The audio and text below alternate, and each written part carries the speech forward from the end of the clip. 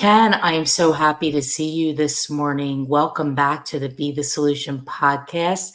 You were on, I guess it was COVID when I first started. So this is about episode 228 or 30. Thanks for having me again, Maria. Yeah, I'm excited to catch up with you this morning and talk all about all the things that you've been going, but most especially Jumpstart. We were just talking behind stage how you had an event last night for 20 people that are in the program. So just bring everybody up to date on the program. Almost 10 years old. Yeah, next year is going to be 10 years. And small correction, the event we had last night at my house was for the Jumpstart mentors, which are instrumental to our program because we can train people up, we can loan them money, but if they don't get assigned a mentor that walks them through their first, second, third project, it's going to be very difficult for them.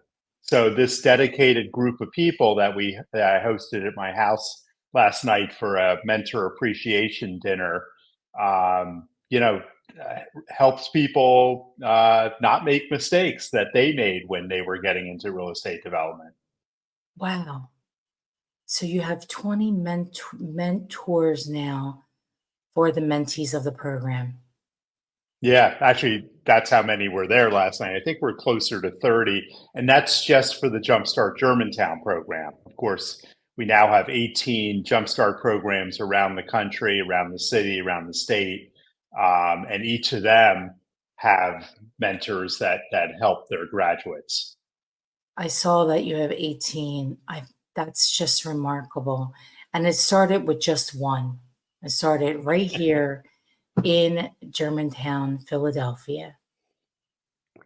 Yeah, it's pretty cool. And I would say by the end of the year, we'll have several more.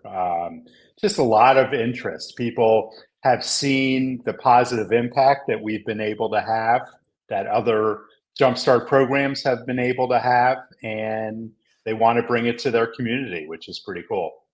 So, for those listening who don't know what Jumpstart is, why don't we tell them about that, Ken? Sure. What we're doing is we're helping local residents, people who have wanted to get into investing or real estate development. We are training them for Jumpstart Germantown. That's a 16-hour training program. We give them a mentor when they graduate.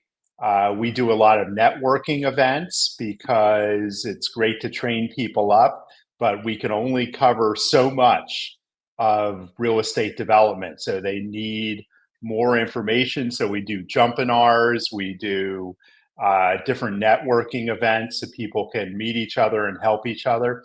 And then last but not least, and maybe the most powerful part of the Jumpstart program is we lend them money to get started with their first, second, third projects.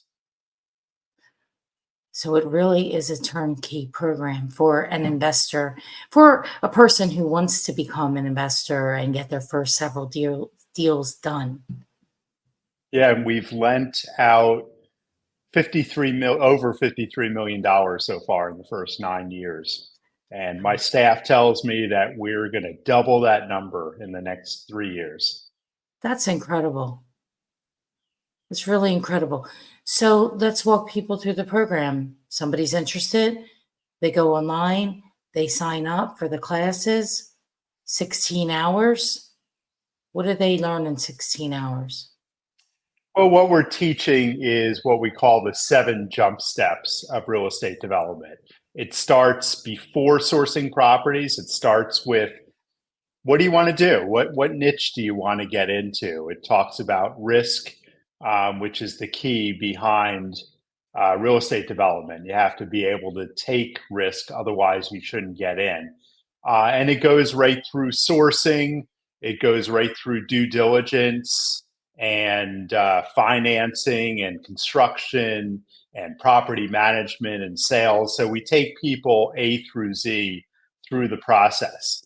But again, in 16 hours, you're only learning so much. So really the only way to get started with real estate development is to get going. And we Is to tell do people it. that because if you wait until you're an expert, you'll never start. No. I explain it just like on the sales brokerage side. The only way to do it and learn it is to do it. You got to get in the car and drive. So you got to take that first step, get your property, and go through the process. And some of it, with your program, I'm sure the learning curve is a lot gentler than somebody going at it themselves. And they're going to make less mistakes. I mean, that's really one of the keys. I say you're here in our Jumpstart training program to help you make less mistakes. Because when you make mistakes, you lose money. So if we can help make your first, second, third project better, so that you're actually making money instead of losing money, then we have accomplished something because you have now created a lifelong source of wealth for you and your family.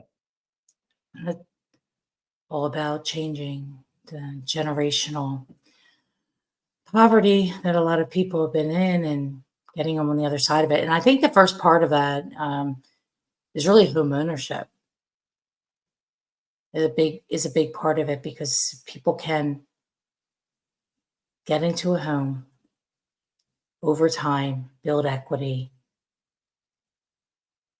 have that feeling of what it is to own a home and the pride in owning a home. I think it changes. It changes Yep. somebody. Yep. And a lot of our graduates, not all, but a lot of our graduates are already homeowners. And that's key because, as you just said, you gain equity in your home and then you're able to take out a line of credit on your home and buy your first investment property. So you're doing everything for them. You're bringing them into the classes, you're providing a mentor for them, and you're actually funding the deal. Yep. Talk about a turnkey, be the solution for first time investors. What do you see right now, Ken? That's, the market.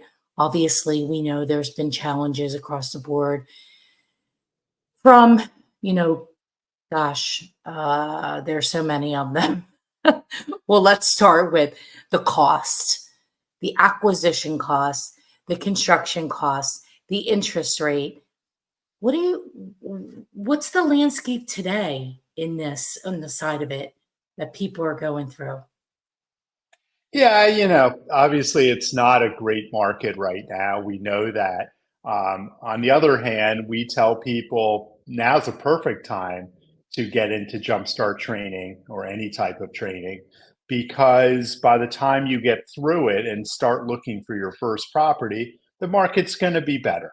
Well, we're going to see lower interest rates by the end of this year and certainly even lower in 2025.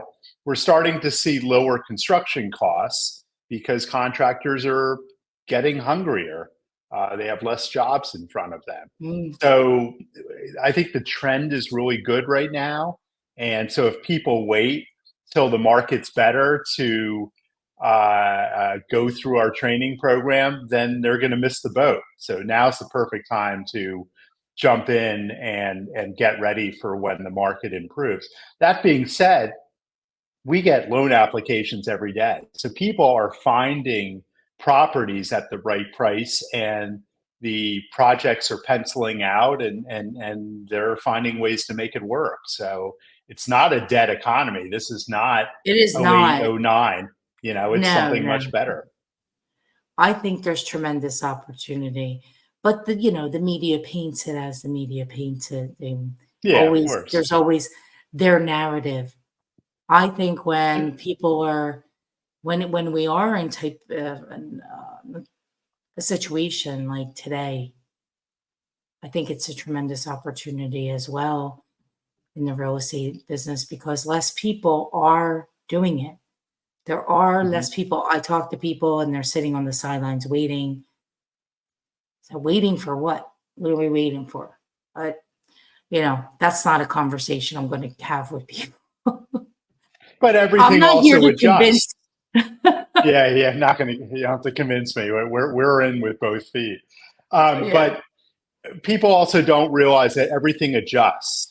So that if you have higher interest rates, maybe you have higher construction costs, and higher holding costs, maybe because real estate taxes are higher, for example. If there are sellers out there that want to sell, they're going to bring their price down accordingly. And that's what we're seeing. Well, has to match what the market will bear, always. That's right. And there's always somebody that needs to buy or sell. Sometimes more sell. And I was thinking about this morning because I have a real need, as I shared with you earlier, regards to my little situation.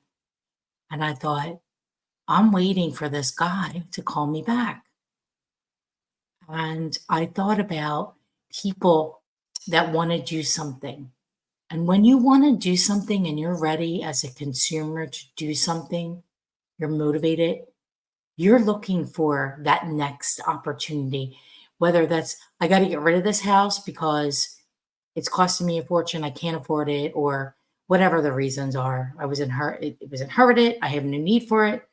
Or I just realized that I have this big tax bill and my kid's going to college in 2 weeks and I have to pay 50,000 in tuition and I don't have the cash. That person's ready and waiting and anxious to sell and to get their funds out of that property. And so I say to people all the time, Ken, yeah, there's always somebody ready right now. And our job, whether we're an investor or a broker, is to find them and assist them in this process so they can go on to the next thing. And there are always motivated people out there. I guess that's the point I'm trying to make. Yeah, no, absolutely. And for the Jumpstart program, my mission with Philly Office Retail, my company, and that I convey to Jumpstarters is blight removal. So we are all about removing blight, removing vacant, deteriorated houses from people's communities. And, it's the whole good news, bad news thing, right? None of us are happy that real estate taxes are going to go up in 2025 in Philadelphia and elsewhere. But the good news is if you're sitting on a blighted property and you read in the newspaper that your taxes are about to go up significantly, you're going to sell that property. You're not going to keep holding on to it. So, I see that as, in a strange way, a positive for blight removal. Well, we certainly need more of that in our city of Philadelphia, for sure. So I know that Yeah. there's 18 other jump starts all over the country. If somebody wanted to start a program like this, what would be the process? Well, we have this wonderful how-to guide that folks can find at gojumpstart.org.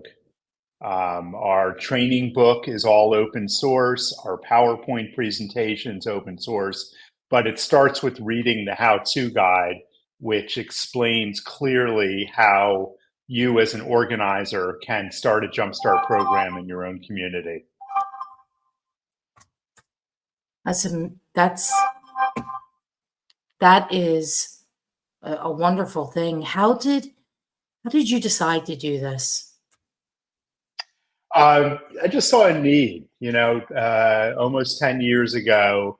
A lot of people would call and email and say, "Hey, Ken, would you sit down with me and tell me how you got started? Because I want to do the same thing." And of course, you say yes. You always want to pay it forward, right? Because people helped you when you got started. Yes. Um, and but I realized I really wasn't doing anything for people. I would sit down with them for an hour. I'd tell them how I got started, tell them my story, but my story is not their story. And sitting down with them for an hour might make me feel good, but I wasn't helping them get started because they would leave my office and I'd say, "Good luck, stay in touch." Um, So instead of those 1 hour meetings, I started saying no to one-on-one mentoring. And instead, I put together the 16-hour curriculum. And now we're teaching 70 people at a time, and graduating them and giving them their own mentors. And we're actually making a difference in people's lives. That's, that's amazing.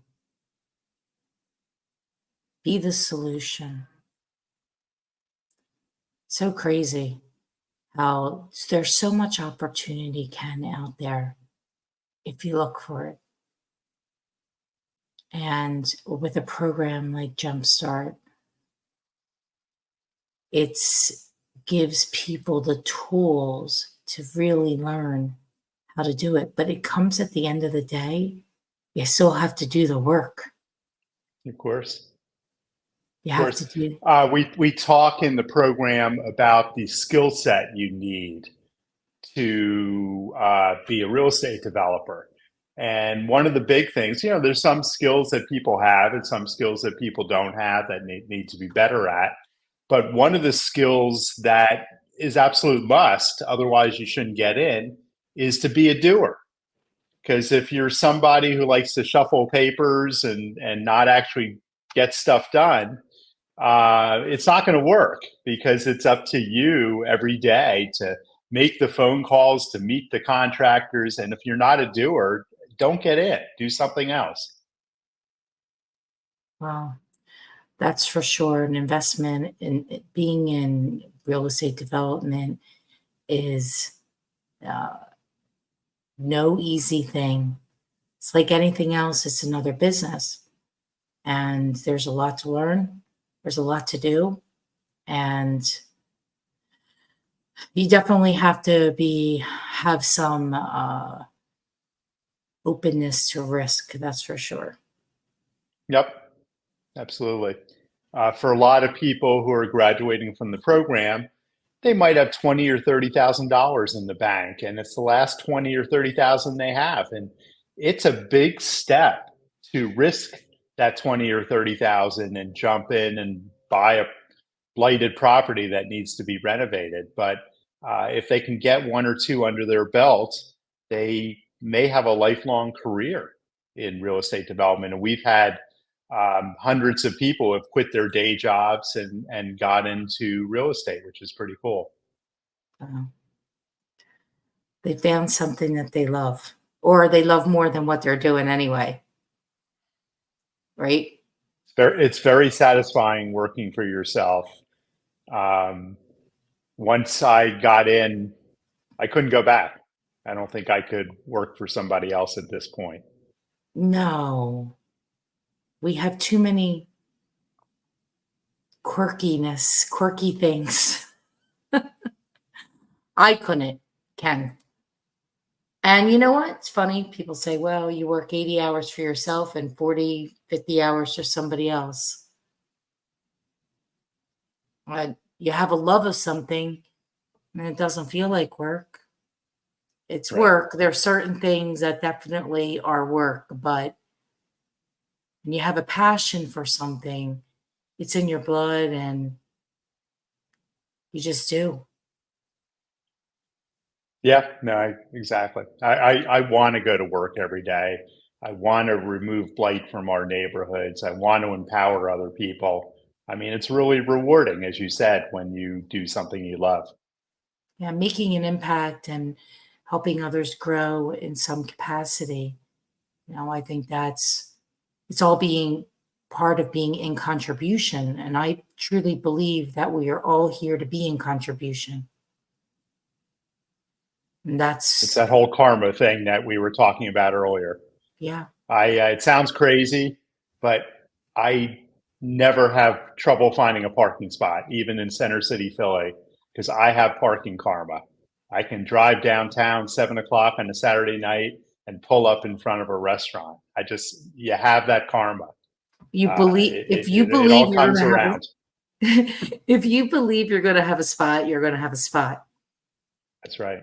If you believe, I think, and this is a whole nother thing, but I think people don't give enough credence to really the belief factor.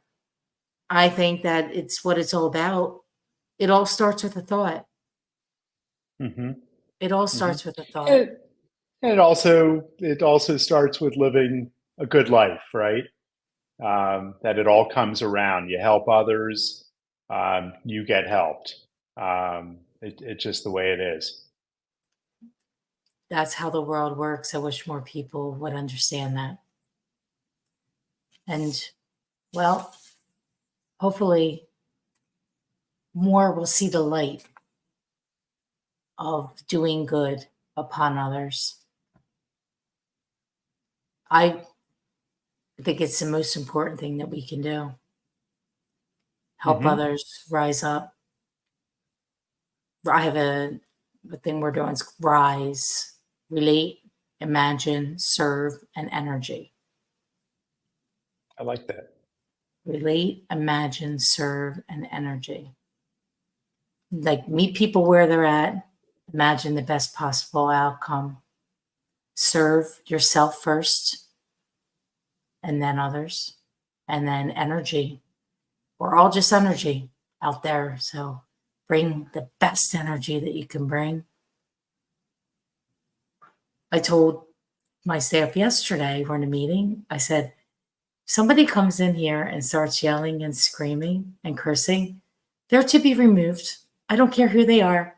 I don't care what they're doing. I don't care how much money they have or don't have. We will not, that not will not be happening. We, Right. Right. we had a crazy person the other day, not crazy person. Somebody who was behaving poorly was our seller. And it doesn't matter. I don't care who you are. You can't, it's not, we're not going to do this on my watch. You're not going to curse and scream like a crazy person because you're mad about some Right. little deep thing. Well, I spent 25 years in the restaurant business. I owned 4 restaurants Yeah, the over trolley. that 25-year period. And 99% of our customers were wonderful. But yeah, it's that 1%. And told my staff the same thing. You don't take abuse from others. People get upset, and I understand that, and you take care of their needs. We always had a saying, the customer is not always right, but the customer is always the customer. But that only goes so far, of course. That's right. It only goes so far. And you're right. Most people are nice, but we're not, nobody deserves to be treated poorly. And it starts with, with leadership has to have that mindset, Right, right? right, We are responsible. It's our responsibility to make sure our people are taken care of and not abused verbally, mentally, whatever, by another human, right. which sounds easy. And when you have standards and principles, it is. Because one of the things that I've learned over the years, Ken, and I'm sure you probably learned this a long time ago, is that we can't run a business on personalities. Uh-huh. That Right, pass for that salesperson who does a lot of business and they act like a lunatic, or the pass for that client who gives you a lot of business, but they're just a little special, you know. Um, no, can't do it. yeah. No, we certainly at Philly Office Retail look for the vendors, the contractors, real estate partners that get stuff done, that make it happen every day. And those are the people we want to work with. We also uh, have a mantra at Philly Office Retail that no drama. So if you can get through the day and get through a project with as little drama as possible, then you're always going to be more productive. So that's what we focus on. Yeah. No drama. You don't sometimes realize how much drama there is until the people that caused it are no longer there. It's true. It's true. We tell people in initial interviews when we're hiring employees that we are a no drama office because I want to make very clear to folks that if you live a life of drama, which a lot of people do, and that's okay, that's their choice, that this would not be a good office for you. That we expect people, yeah, to have a good time and socialize, but at the end of the day, put your head down, get your work done, and don't spin your wheels by being dramatic. Yeah. So I love our staff for that reason. It's so important.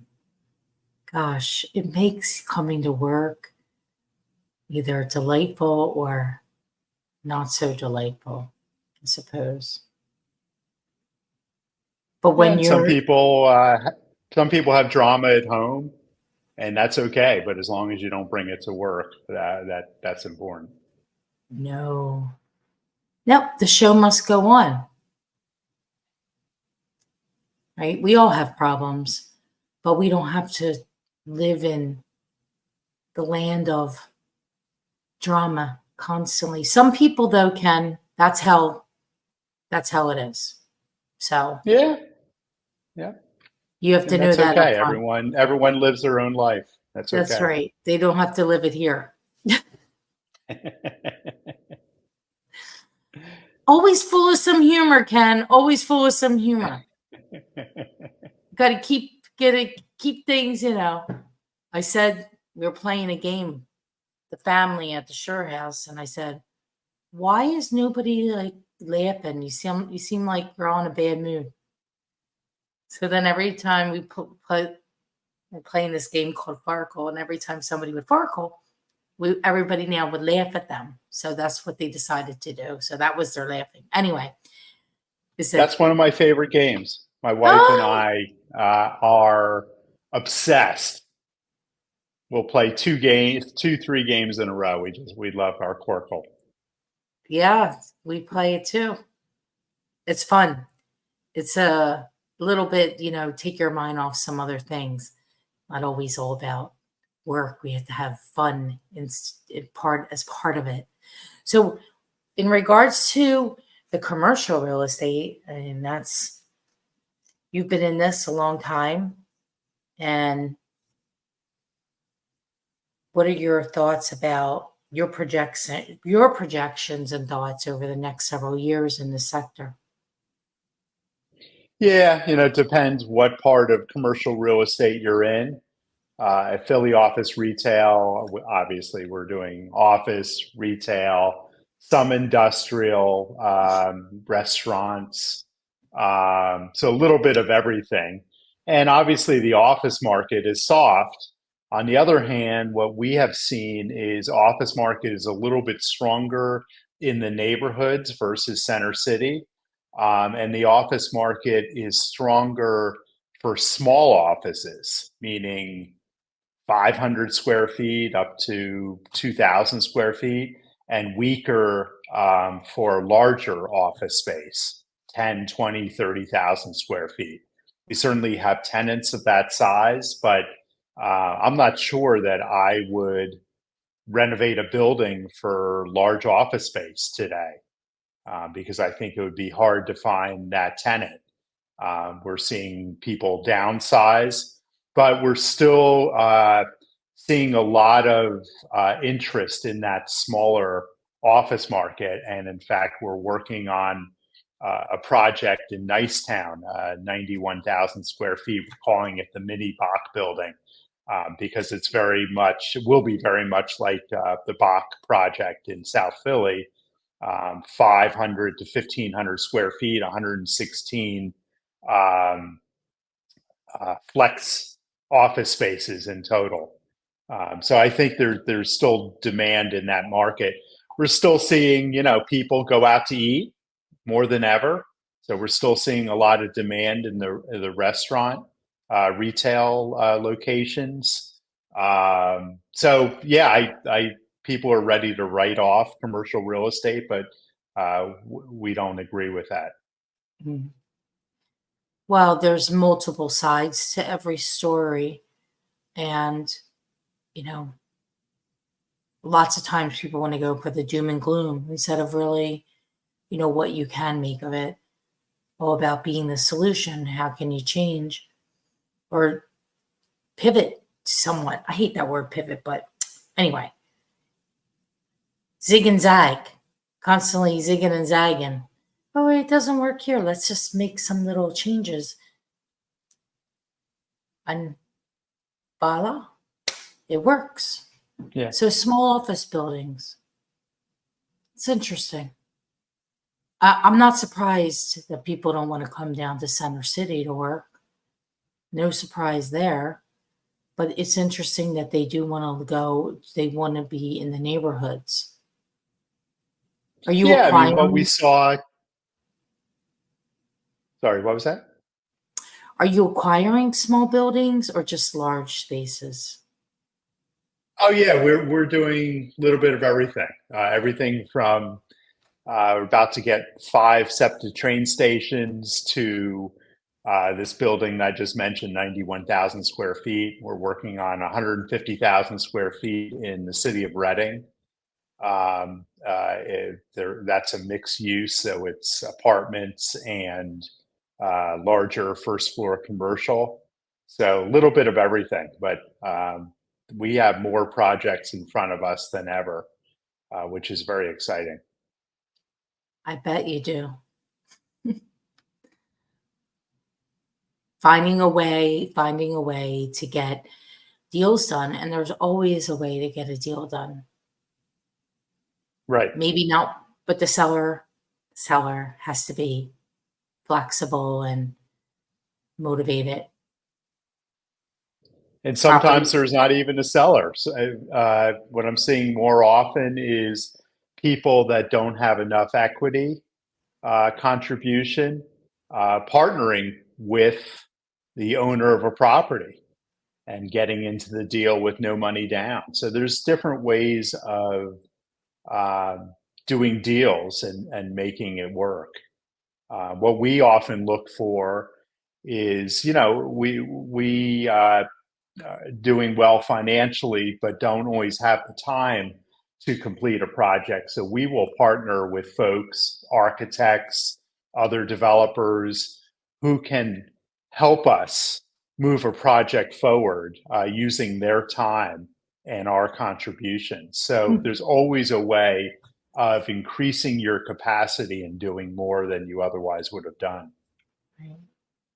So there are more boots on the ground actually uh, doing the work while you're in the back supporting. Right, right, Yeah, exactly. that's awesome.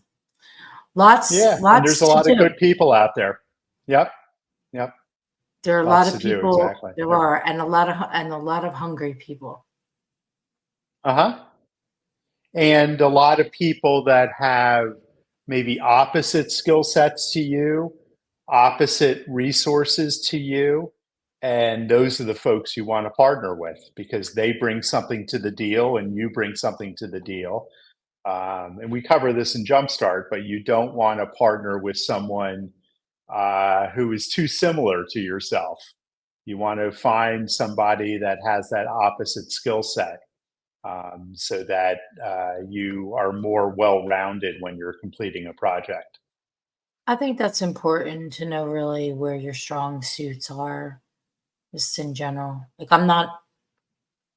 If somebody would say, "Are you an operator? Or are you a sales and marketing person?" I'm definitely not an operator. Uh huh. I'm the sales and marketing person. Right. And I've been, you don't change. People, I've been like this since I was asking for a cookie or an apple. When you're two, you could talk. most people's personalities, and their skill sets pretty much stay either one side or the other. Now, you can learn. Doesn't mean you do it that great. You can get by. It's not the wheelhouse, then you struggle. Mm-hmm. Yeah, you have to know. You have to know yourself. You have to know what you're good at, and you have to know your limitations because they do exist. But um, Absolutely. it all works out. It does. It all works out. Okay, Ken, couple quick questions for you before we wrap up today. Number Okay. one, what is your guilty pleasure? Pickleball. I Ah, can't get enough. I I can't get love it. enough. And and I play pickleball despite all the injuries that come out of it. I've had more injuries this year, and I go to PT, and I just can't wait to get back on the court.